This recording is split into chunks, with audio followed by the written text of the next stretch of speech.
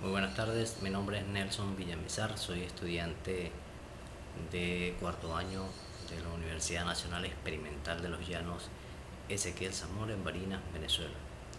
En estos momentos, a partir de ahora, vamos a hacer una pequeña disertación de lo que son los juicios declarativos de prescripción, lo que son los interdictos, los deslindes de las propiedades contiguas, la oferta real y el depósito, y el arbitramiento como procedimientos pues de juicio en este caso. Vamos a iniciar por el procedimiento de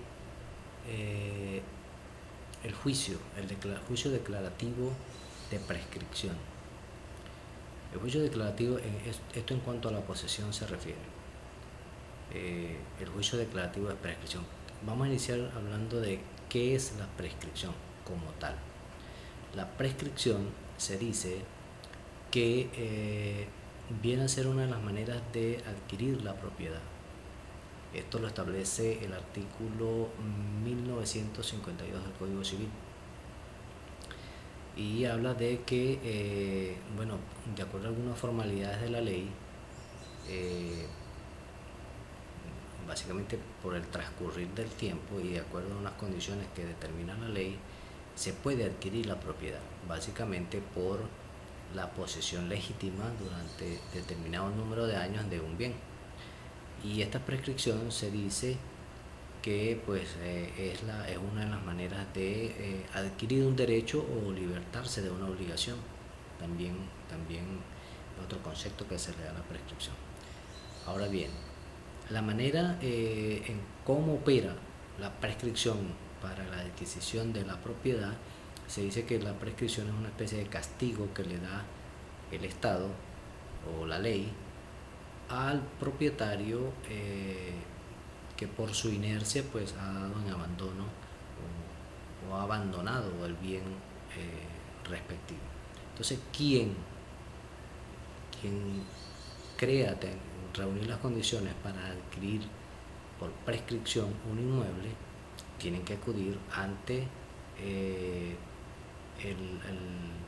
de acuerdo al artículo 690 del Código de Procedimiento Civil, pues tiene que incoar una demanda contra el propietario o los propietarios que aparezcan en el documento debidamente registrado. Una vez admitida la demanda, pues se citarán a los demandados y en un lapso de 15 días, una vez citados los demandados, tienen 15 días para comparecer y luego tienen 20 días para contestar la demanda.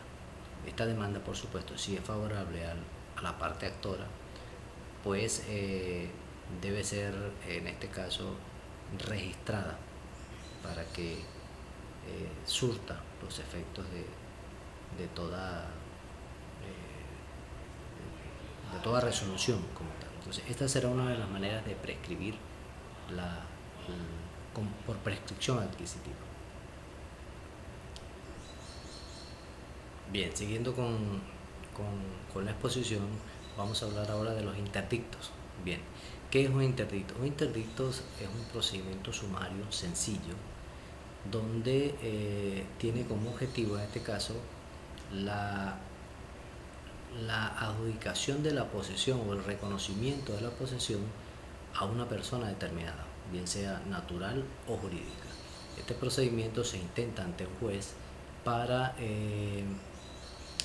básicamente proteger el derecho de posesión que se tiene sobre un inmueble. No necesariamente tiene que ser el propietario, estamos hablando de la posesión, ¿okay? Estos interdictos, en el caso de las propiedades, de la posesión, se habla del interdicto de amparo y el interdicto de despojo. El interdicto de amparo lo podemos encontrar en el artículo 782 del Código Civil y el 700 del Código de Procedimiento Civil. Ahí están reflejados este tipo de interdictos. El interdicto de amparo es o procede cuando por alguna razón quien detenta o quien tiene la posesión, por alguna razón se ve perturbada por un tercero, ese derecho de posesión. Entonces, el querellante pues acude al tribunal competente para tratar de lograr una protección, que es el interdicto de amparo a su protección. Para esto, como requisito, el poseedor debe estar en posesión legítima del inmueble por más de un año y podrá intentar el interdicto de amparo a partir, o sea, tiene un año a partir de la fecha de la perturbación para intentar ese interdicto de amparo. Y tenemos también, esto cuando es perturbación, pero tenemos el interdicto de despojo, que el interdicto de despojo es cuando el poseedor, el que tiene en posesión el bien, puede ser un bien inmueble o un bien mueble, de allí la naturaleza de los interdictos, que se dice que es mobiliaria e inmobiliaria, y quien ha sido despojado de esa posesión igual tiene que pues acudir para solicitar un interdicto, en este caso de despojo, donde el procedimiento será un procedimiento de restitución de la posesión, porque ha sido despojado. En el anterior, en el interdicto de amparo, él sigue en posesión, continúa en posesión, pero se ve perturbado. En el interdicto de despojo, él pierde la posesión, y al perder la posesión se intenta un interdicto para restitución de tal posesión. Entonces, el interdicto de despojo lo encontramos en el 783 del Código Civil y en el 699 del Código de Procedimiento Civil. Hay un procedimiento que es común para ambos interdictos y se establece en el 701 del Código de Procedimiento Civil. Ahí está el interdicto, tanto para el interdicto de amparo como el interdicto de despojo. Este procedimiento establece, de acuerdo al Código Civil, que una vez que se ha dictado o ha salido la resolución del interdicto, bien sea de amparo o bien sea de despojo, el querellado va a ser notificado, y una vez notificado se abre un lapso de prueba por 10 días, y luego de ese lapso, finalizado ese lapso probatorio, de esa apertura de pruebas de 10 días, dentro de los 3 días siguientes las partes pueden consignar los alegatos que crean convenientes. Bien, hay una sentencia del Tribunal Supremo de Justicia donde cambia este procedimiento del artículo 701, básicamente porque atenta contra los artículos 6, 49 y 257 de la Constitución cuanto al debido proceso se refiere. Y es que en el artículo 701 no se establece un procedimiento verdaderamente contradictorio, que haya un contradictorio como tal en el juicio. Y entonces viene la Tribunal Supremo de Justicia y cambia el procedimiento y dice que una vez citado al querellado, en vez de abrirse un lapso de prueba de 10 días, el querellado deberá presentarse dentro de los 2 días siguientes para darse por enterado y presentar sus alegatos que crea conveniente. A partir de allí, entonces sí se seguirá el procedimiento de acuerdo al artículo 701 en cuanto al lapso probatorio, que serían 10 días, y la decisión, que eso está establecido también en el artículo 701. Bien, también tenemos un tipo de interdicto que es un interdicto para la posesión hereditaria, y también puede ser posesorio, y también puede ser de amparo y de despojo, pero se requiere en este caso que el heredero como tal no haya tomado posesión material de la herencia o del bien heredado, porque si ha tomado posesión del bien heredado, entonces ya no sería un interdicto a la posesión hereditaria, ya sería un edicto perdón, un interdicto hacia la posesión como tal. O sea, hay que definir bien. Si el heredero ha tomado posesión material de la herencia, entonces ya no se puede intentar el procedimiento si es perturbado en su derecho de posesión. No se puede intentar por un procedimiento, un interdicto a la posesión hereditaria, porque él ya había entrado en posesión. Este interdicto a la posesión hereditaria solamente procede cuando el heredero no ha tomado posesión material de la herencia. Y es que el artículo 995 del Código Civil establece que si durante ese pase de la herencia del causaviente hacia sus herederos, el bien inmueble o los bienes son poseídos por alguien que no es un heredero, entonces los herederos se pueden dar por despojados. Entonces, de allí que viene esta diferenciación. Bien. Y por supuesto, si no ha demostrado, para intentar el interdicto por posesión hereditaria, tiene que demostrar su cualidad de heredero, y eso está establecido así en el artículo 600 del Código Civil. Por otra parte, tenemos los interdictos prohibitivos, que estos pueden ser de dos tipos. Unos son de obra nueva y unos son de obra vieja.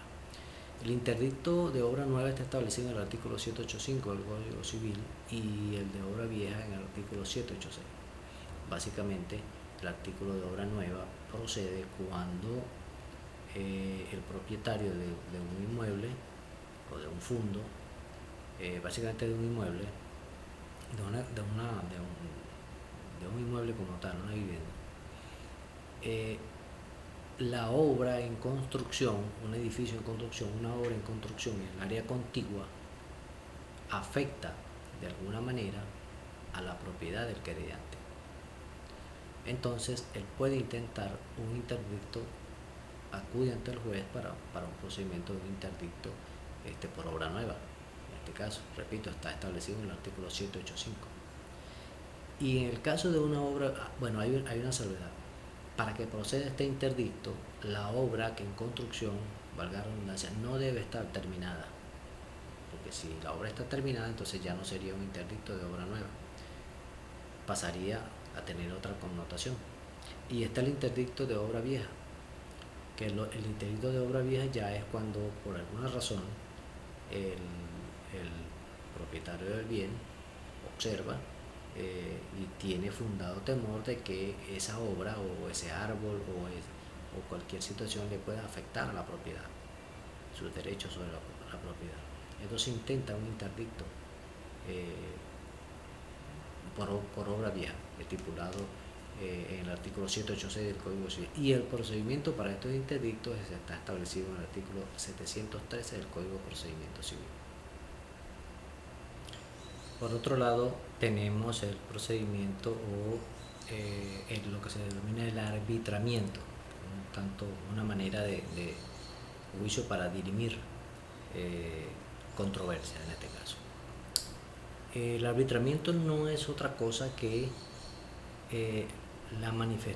por la manifestación de la voluntad de las partes deseen someter, en este caso, un diferendo, una situación controvertida, sobre todo de índole, cuando hablamos, puede ser de índole comercial o no, a terceras personas y que no corresponden a la jurisdicción ordinaria, o sea, no va a ser ventilado en la jurisdicción ordinaria. Ahora bien, eso sería, es una institución que no es nueva, viene desde el derecho romano, pero en Venezuela prácticamente había caído en desuso. Sin embargo, pues se ha retomado con la Constitución de 1999. Ahí establece el artículo 258 constitucional, establece la posibilidad de que la ley promueva o sea, no la posibilidad, de hecho establece que la ley promoverá el arbitraje en este caso.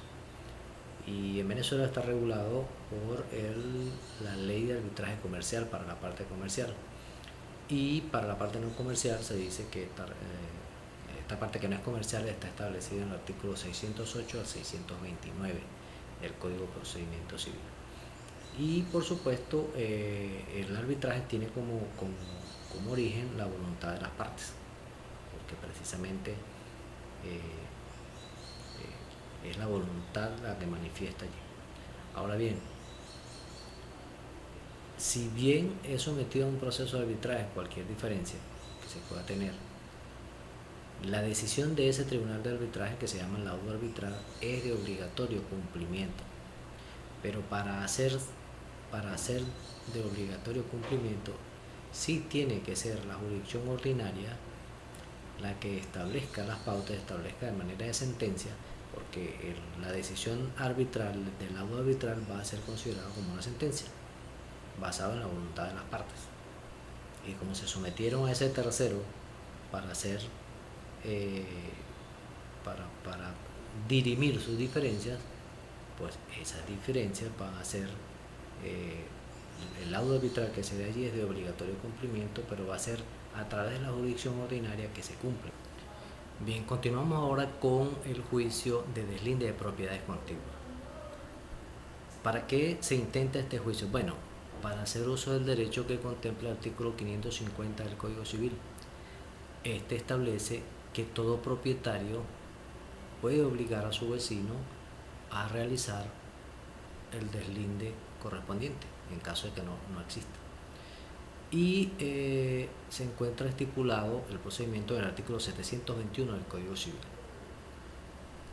En este caso se realiza mediante demanda, que tiene que cumplir con todos los requisitos del artículo 340 del Código de Procedimiento Civil, y el tribunal pues se trasladará hasta la propiedad, hasta el sitio que se va a hacer el deslinde, y hará el deslinde.